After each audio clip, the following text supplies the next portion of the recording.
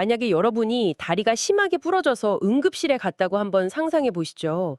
의사가 엑스레이를 막 유심히 들여다봅니다. 네, 엄청 아프고 다급한 상황이겠죠? 그렇죠. 그런데 의사가 뼈가 왜 부러졌는지, 어떻게 붙일지 진단하는 대신에 대뜸 이렇게 말하는 겁니다.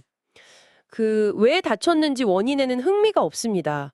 내 목적은 이 다리를 당장 절단하는 것뿐입니다. 라고요. 와, 그거는 명백한 의료사고를 넘어서서 그냥 폭력이네요. 그러니까요.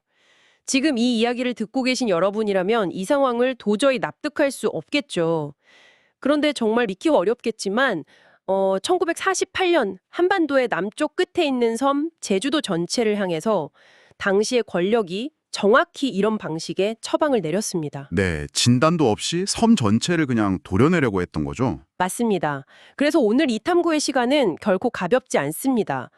우린 오늘 그 진단받지 못했던 상처, 우리 현대사의 가장 아프고 깊은 흉터 속으로 직접 걸어 들어가 보려고 합니다. 오늘 우리가 살펴볼 자료들의 두께만 해도 정말 엄청나잖아요. 네, 대한민국 정부가 공식적으로 펴낸 제주 4.3 사건 진상조사 보고서, 그리고 관련 특별법의 방대한 문서들, 또 가장 최근에 업데이트된 제주 4.3 사건의 실체적 진상과 역사적 의미에 관한 종합 분석 보고서 2010-60330까지 다루게 됩니다. 이름만 들어도 아주 무겁고 방대한 사료들입니다. 네, 그래서 이 묵직한 기록의 산맥을 넘으며 오늘 이 시간 우리는 제주 4.3 사건의 실체적 진실과 명예회복에 대하여 중점적으로 알아봅니다. 본격적인 문서 탐색에 들어가기 전에 한 가지는 확실히 짚고 넘어가는 게 좋겠습니다. 어떤 부분이죠? 오늘 우리가 다루는 이 내용들은 막 어떤 특정 정치적 진영의 논리나 현대의 잣대로 과거를 심판하려는 게 절대 아닙니다. 저희의 목적은 철저히 이 공식 사료와 기록들이 가리키는 사실관계 그 자체거든요. 아, 그렇죠. 기록 있는 그대로를 보자는 거군요. 맞습니다. 수십 년간 왜곡되고 묻혀있던 역사의 기록이 과연 우리에게 어떤 진실을 말해주고 있는지 그 실체를 여러분과 함께 차분하고 객관적으로 들여다보는 데 집중하겠습니다. 좋습니다. 그럼 제가 사료를 읽으면서 가장 먼저 부딪혔던 의문부터 시작해보죠.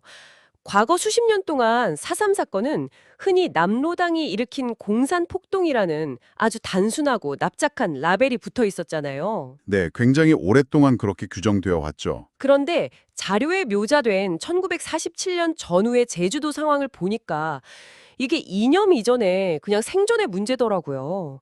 제 머릿속에는 그 뚜껑이 꽉 닫힌 거대한 압력솥이 딱 떠올랐습니다. 아, 압력솥이요? 네. 이 솥 안에 도대체 어떤 것들이 끓고 있었길래 결국 폭발에 이르게 된 건가요? 그 압력솥 비유가 사태의 본질을 아주 잘 보여주는 것 같아요. 그 솥 안에는 단순히 이념이 아니라 폭발 직전의 사회적 절망이 꽉 차 있었거든요. 절망이요? 구체적으로 어떤 상황이었죠? 해방 직후 제주도의 상황을 한번 상상해 보시죠. 일본이나 육지로 나갔던 인구 6만여 명이 섬으로 한꺼번에 막 쏟아져 들어옵니다. 6만 명이면 당시 제주도 인구 대비 엄청난 숫자 아닌가요? 엄청나죠. 당연히 극심한 취업난이 닥쳤고요.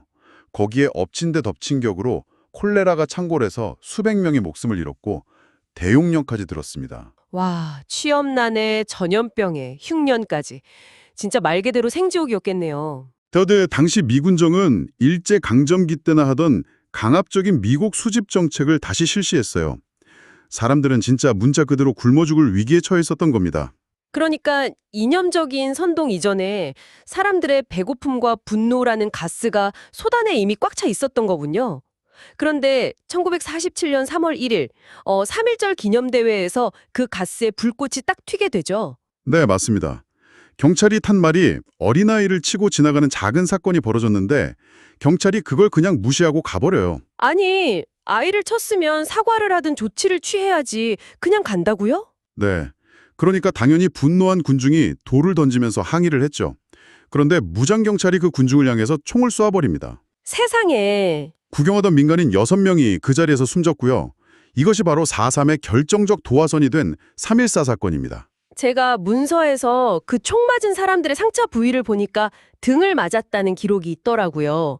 도망가던 중에 맞았다는 거잖아요. 네, 무저항 상태의 민간인들이었죠. 당연히 도민들 입장에선 분노할 수밖에 없었겠네요. 그래서 불과 며칠 뒤인 3월 10일에 대규모 총파업이 일어난 거고요. 여기서 주목해야 할 것은 그 파업의 규모와 성격이에요. 도내 전체 직장의 95% 이상이 파업에 동참했습니다. 아니, 95%요? 사실상 섬 전체가 멈춘 거잖아요. 그렇죠. 공장 노동자뿐만 아니라 학교 교사, 은행원, 심지어 미군정 산하의 제주도청 공무원들과 경찰 일부까지 파업에 참여했어요. 이건 극소수 공산주의자들의 선동만으로는 절대 불가능한 일입니다. 도민 전체가 공권력의 폭력에 대해 정당한 항의를 한 거네요. 그렇다면 당연히 당국이 이 압력솥의 밸브를 열어주고 증기를 빼줬어야 하는 것 아닌가요? 뭐 조사를 하던 책임자를 처벌하던 말이죠. 상식적으로는 그런데 실제로는 정반대였습니다. 미군정과 경찰은 밸브를 열기는커녕 뚜껑을 강제로 용접해버렸어요. 용접을요? 오히려 탄압을 했다는 뜻인가요? 네, 육지에서 극우청년단인 서북청년회와 응원경찰을 대거 파견해서 무자비한 탄압을 시작했죠. 1년 동안 무려 2,500명이 넘는 도민이 검거됐습니다. 와, 2,500명이나요? 게다가 유치장에서 고문을 받다가 청년 3명이 연달아 숨지는 사건까지 발생해요.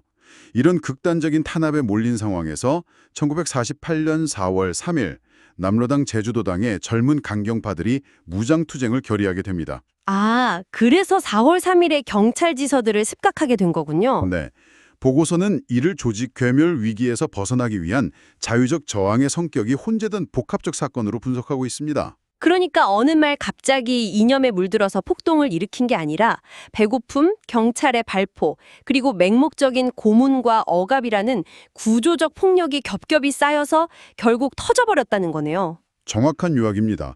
폭발할 수밖에 없는 구조였던 거죠. 그런데 여기서 제가 정말 이해가 안 가는, 아니 문서들을 읽으면서 제 눈을 의심했던 대목이 있습니다.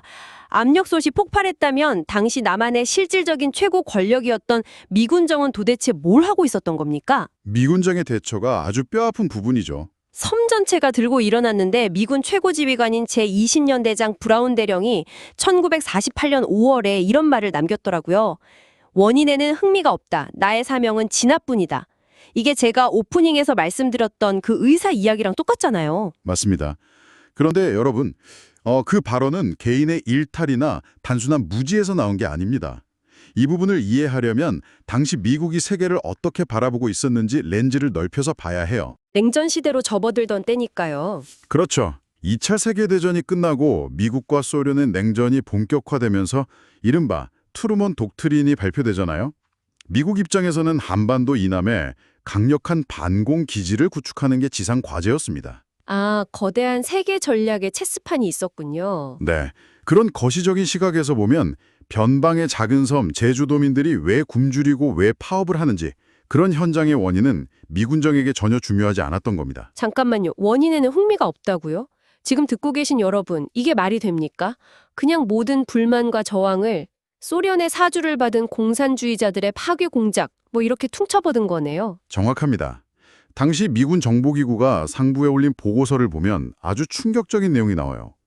제주도 인구의 70%가 좌익 동조자라는 극단적으로 과장된 수치가 등장하거든요. 아니, 70%요?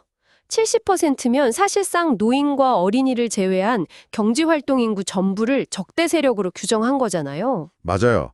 현장의 복잡한 맥락을 완전히 지워버리고 섬 전체를 그냥 적의 섬으로 낙인 찍은 겁니다. 아무리 냉전 시대라지만 자국민도 아닌 사람들을 상대로 명분 없는 유혈 진압을 밀어붙이려면 뭔가 핑계가 필요했을 텐데요.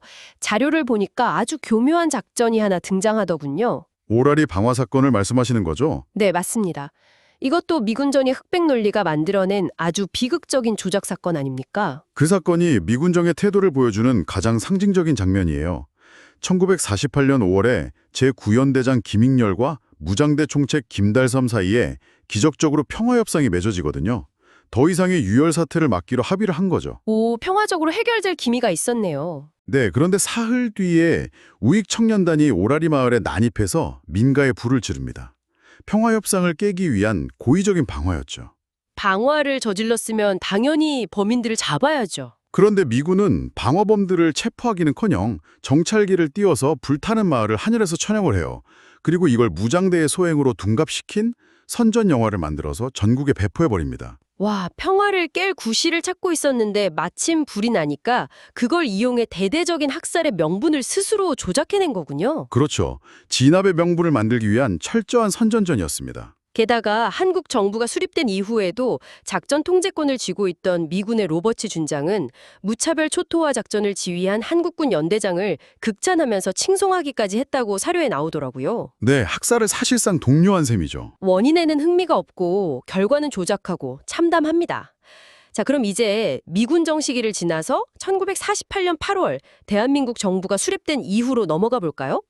이승만 정부가 들어서면 이제 자국민이니까 태도가 좀 달라져야 정상일 텐데요. 달라지기는커녕 상황은 오히려 합법을 가장한 국가폭력으로 더 잔혹하게 진화합니다. 그 이유가 뭡니까? 왜 자국민을 상대로 더 잔혹해진 거죠? 핵심은 신생정부의 권력 공고화에 있었습니다. 1948년 5.10 총선거 당시에 전국에서 유일하게 제주도의 2개 선거구만 투표율 미달로 무효 처리가 됐어요. 남한 단독 선거를 반대하는 도민들의 보이콧 때문이었죠. 아, 선거가 무효가 됐군요. 그게 이승만 정부한테는 큰 타격이었겠나요? 치명적이었죠. 이승만 대통령은 유엔의 승인을 받아서 남한 전체의 합법적 대표성을 인정받아야 했는데 제주의 선거 무효화는 그 정당성에 아주 큰 흠집을 낸 셈이었습니다. 하기 위해서 뭔가 강력한 본보기가 필요했고 선거를 거부했던 제주도가 완벽한 붉은 섬, 희생양으로 선택된 거죠. 여기서부터 문서의 기록들은 정말 읽기 힘들 정도로 끔찍해집니다. 사료에 등장하는 그 산양면허라는 섬뜩한 표현에 대해서 이야기해보죠. 1948년 11월 17일에 이승만 대통령이 제주도에 전면 계엄령을 선포하잖아요. 그런데 이게 완전 불법이었다고요. 네, 명백한 불법이었습니다. 헌법에 계엄 선포권이 있긴 했지만 그걸 구체적으로 어떻게 실행할지에 대한 하위 법률인 계엄법이 아직 제정되기도 전이었거든요. 법이 없는데 계엄령을 내렸다고요? 네, 계엄법이 만들어지기 무려 1년 전에 그냥 국무회의 의결만으로 군인들에게 민간인을 재판 없이 처형할 수 있는 무소불위의 권력을 쥐어준 겁니다. 와, 그래서 학자들이 이를 두고 국가가 무고한 양민을 학살할 수 있는 산양면허를 발부했다고 표현하는 거군요. 네, 사람의 목숨을 마음대로 앗아갈 수 있는 백지수표를 준 셈이죠. 국가가 자국민을 보호하기는커녕 정권의 취약성을 가리기 위해서 당신들은 이제 국민이 아니다 라며 국민이라는 지위 자체를 일시적으로 삭제해버린 거네요. 여러분, 보호자가 갑자기 총을 든 사냥꾼으로 돌변한 이 상황을 도대체 어떻게 상상이나 하실 수 있겠습니까? 정말 제노사이드, 집단학살의 전형적인 양상으로 흘러가게 됩니다. 이듬해인 1949년 1월에는 이승만 대통령이 직접 강경 진압을 지시하면서 초토화 작전이 벌어지거든요. 초토화 작전이요? 얼마나 잔혹했길래 초토화라는 말이 붙었나요? 이 시기가 4.점 사건 전체 희생자의 대부분이 발생한 가장 참혹한 때입니다. 해안선에서 5km 이상 떨어진 중산간 지역을 통행하는 자는 이후 여하를 막론하고 폭도로 간주해서 총살하라는 명령이 내려졌죠. 그럼 산 쪽에 사는 사람들은 다 죽이겠다는 거잖아요. 맞습니다. 제9연대와 제2연대는 중산간 마을의 95%를 말 그대로 잿더미로 만들었습니다. 잠깐만요? 95%요? 네, 집을 불태우고 산으로 도망친 노인, 여성, 어린이들을 동굴 속까지 쫓아가서 무차별적으로 집단학살했어요. 이건 반란 진압의 수준을 넘어선 전형적인 국가폭력입니다. 중산간 마을의 95%가 불탔다는 건 그냥 마을 몇 개가 사라진 게 아니라 수백 년 이어져 온 삶의 터전 자체가 물리적으로 지도에서 지워진 거잖아요. 그런데 비극은 거기서 끝난 게 아니었죠. 한국전쟁이 터지면서 또 한 번 끔찍한 학살이 일어나지 않습니까? 그렇습니다. 1950년 한국전쟁이 발발하자 이승만 정부는 예비검속이라는 이름으로 또다시 도민들을 잡아들입니다. 예비검속이라는 건 범죄를 저지르기도 전에 미리 잡는다는 뜻인가요? 맞아요. 과거 4.3과 조금이라도 연관이 있었거나 수감된 적이 있는 사람들을 적에게 동조할 위험이 있다는 이유만으로 재판도 없이 트럭에 싣고가 바다에 수장시키거나 설화로름, 등지에서 집단학살했습니다. 범죄를 저지른 것도 아닌데 앞으로 저지를지도 모른다는 이유로 수천 명을 죽였다는 게 진짜 반인륜적 범죄네요. 95%가 불탄 마을, 수만 개의 무덤, 바다에 던져진 사람들. 도대체 살아남은 사람들은 그 잿더미 위에서 어떻게 삶을 이어갔을까요? 살아남은 사람들의 삶도 지옥이었습니다. 저는 이 문성을 보면서 제일 숨이 막혔던 게 바로 그 연좌제의 사슬이었어요. 국가에 의해 가족을 잃었다는 것 자체가 또 다른 형벌이 되었다면서요. 네, 연좌제는 살아남은 자들의 숨통을 끊어놓는 가장 집요한 억압이었습니다. 군경에 의해 가족이 죽임을 당했다는 억울한 사실 하나만으로 남은 유족들의 호적에는 붉은 줄이 그어졌거든요. 아, 가족 중에 희생자가 있다는 이유로요? 네. 폭도의 가족이라는 이념적 낙인이 딱 찍힌 거죠. 본인이 아무리 능력이 뛰어나도 공무원이나 군인이 되는 건 꿈도 꿀 수 없었고 멀쩡한 직장에 취업조차 불가능했습니다.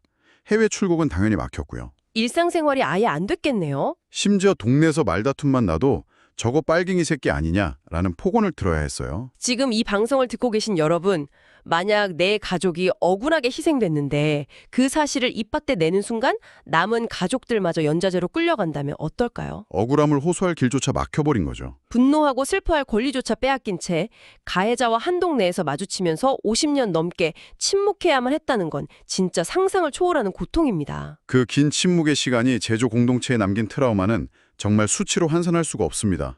이 레드 컴플렉스와 연좌제의 굴레는 1981년에야 법적으로 폐지되었지만 사람들의 마음속에 내면화된 공포는 훨씬 더 오래 갔거든요. 하지만 제주도민들은 그 무서운 침묵을 결국 깨트렸잖아요. 잿더미 위에서 명예회복을 향해 나아간 여정은 앞서 우리가 분노했던 그 끔찍한 학살의 기록만큼이나 압도적이더라고요. 그렇습니다. 1980년대 후반 민주화 운동의 물결과 함께 유족들과 시민사회, 또 대학생들이 목숨을 걸고 진상규명을 외치기 시작했어요. 드디어 변화가 시작된 거군요. 네, 그 처절한 투쟁의 결과 마침내 2000년에 여야 만장일치로 제주 4.3 특별법이 제정되었습니다. 야, 여야 만장일치로요. 그리고 2003년 드디어 국가 차원의 공식 진상조사 보고서가 확정되고 당시 노무현 대통령이 제주를 찾아 국가 원수로서 대한민국 현대사 최초로 국가 공권력의 불법적 행사에 대해 공식 사과를 합니다. 국가가 자신들의 범죄를 인정하고 고개를 숙이기까지 무려 반세기가 넘게 걸렸네요. 하지만 거기서 멈추지 않았죠. 최근 문서들을 보면 단순한 사과를 넘어서 실질적인 정의가 실현되고 있는 과정이 보입니다. 네, 아주 중요한 변화가 일어나고 있어요. 과거 불법적인 군사재판으로 옥살이를 했던 수용인들에 대해 검찰이 직접 직권으로 재심을 청구해서 무죄 판결을 끌어내고 있습니다. 검찰이 직접 무죄를 끌어내고 있다고요? 네, 또한 국가폭력 희생자에 대한 실질적인 배상과 보상 절차도 진행 중이죠. 이런 일련의 과정은 이행기 정의, 그러니까 과거의 억압을 직시하고 상처를 치유하는 민주주의의 성숙 과정을 보여주는 세계적인 모범 사례로 평가받고 있습니다. 아, 과거를 청산하는 모범 사례군요. 그리고 마침내 이 모든 눈물겨운 여정의 결실이 2025년 4월 11일에 맺어졌습니다. 유네스코가 무려 14,673건에 달하는 4.3 관련 기록물을 세계 기록유산으로 등재했잖아요. 네, 정말 엄청난 성과죠. 이건 그냥 한국의 역사가 아니라 인류 전체가 보존하고 기억해야 할 보편적 진실로 공인을 받았다는 의미니까요. 맞습니다. 그 14,673건이라는 숫자는 그저 문서의 장수가 아니에요. 그건 억울함을 증명하기 위해 연좌제의 공포 속에서도 몰래 숨겨두고 모아온 도민들의 끈질긴 저항의 무게입니다. 연좌제가 무서워서 땅에 묻어뒀고 다락에 숨겨뒀던 그 기록들이 모인 거군요. 그렇죠. 유네스코 등재는 제주 4.3이 단순한 비극을 넘어서 어떻게 인간의 존엄성을 회복하고 평화로 나아갈 수 있는지를 보여주는 세계사적 상징이 되었음을 선포한 겁니다. 당대한 사료를 읽고 이야기를 나누다 보니 과거를 기억한다는 건 마치 우리 몸에 깊게 파인 흉터를 대하는 태도와 같다는 생각이 듭니다. 흉터요? 네. 우리가 그 끔찍한 흉터를 계속 보면서 아파하려는 게 아니잖아요. 그 흉터를 만든 날카로운 칼날, 그러니까 맹목적인 이념과 국가폭력이라는 그 칼을 두 번 다시 쥐지 않기 위해, 그리고 다른 사람을 함부로 베지 않기 위해 기억하는 거죠. 그 흉터의 비유에 아주 깊이 동의합니다. 보고서에 맺은 말도 우리에게 명확한 나침반을 제시해 주거든요. 기억하지 않는 비극은 언제든 되풀이될 수 있다. 기억하지 않는 비극은 되풀이될 수 있다. 네. 국가범죄의 공식 인정은 과보에 대한 보복이 목적이 아닙니다. 이념의 맹목성이 국가 안보라는 핑계와 결합할 때 평범한 사람들의 삶을 어떻게 파괴하는지 생생하게 보여주는 살아있는 교과서죠. 덮어두는 게 능사가 아니라는 거네요. 진정한 화해와 평화는 아픈 과거를 용기 있게 직시할 때만 얻어지는 적극적인 실천의 결과라는 것을 이 4.3의 궤적이 증명하고 있습니다. 오늘 우리는 해방 직후 크어오르던 사회 경제적 위기라는 압력 속에서 시작해 3월 1절 발포 사건의 불꽃, 미군정의 맹목적인 흑백 논리와 외면, 이승만 정부의 초토화 작전이라는 사냥 면허의 참극을 짚어봤습니다. 정말 무겁고도 치열한 여정이었습니다. 네, 95%가 불타버린 잿더미 마을들과 그 위를 짓눌렀던 연좌제의 사슬을 끊고 마침내 유네스코 세계기록유산이라는 눈물겨운 명예회복에 이르기까지. 오늘 다룬 방대한 사료의 페이지마다에는 그들의 잃어버린 목소리가 배어 있었습니다. 네, 맞습니다. 마지막으로 이 묵직한 기록을 함께 넘겨주신 여러분에게 도발적인 질문 하나를 남기며 오늘 탐구를 마칠까 합니다. 1948년에 벌어진 이 비극이 세계가 공인하는 보편적 진실이 되기까지 무려 반세기가 넘는 시간과 14,673권의 문서가 필요했습니다. 정말 긴 시간과 노력이었죠. 그렇다면 여러분, 지금 우리가 발딛고 있는 이 2026년의 현실 속에서도 누군가 종이 문서를 악착같이 모아두지 않아서 아직도 철저히 외면받고 있는 그런 침묵 속의 진실은 얼마나 더 있을까요? 오늘 우리가 무비판적으로 수용하고 있는 공식 발표 뒤에는 또 어떤 목소리가 숨어 있을지 한 번쯤 의심해 보시길 바랍니다. 오늘 함께 이 무거운 진실의 탐구 여정을 걸어주신 여러분께 깊은 감사를 드립니다. 네. 복잡한 정보의 홍수 속에서 가장 중요한 지식의 정수만을 뽑아내는 이 시간, 다음에도 날카롭고 깊이 있는 이야기로 돌아오겠습니다. 깊이 있는 사유가 함께하는 하루 보내시길 바랍니다.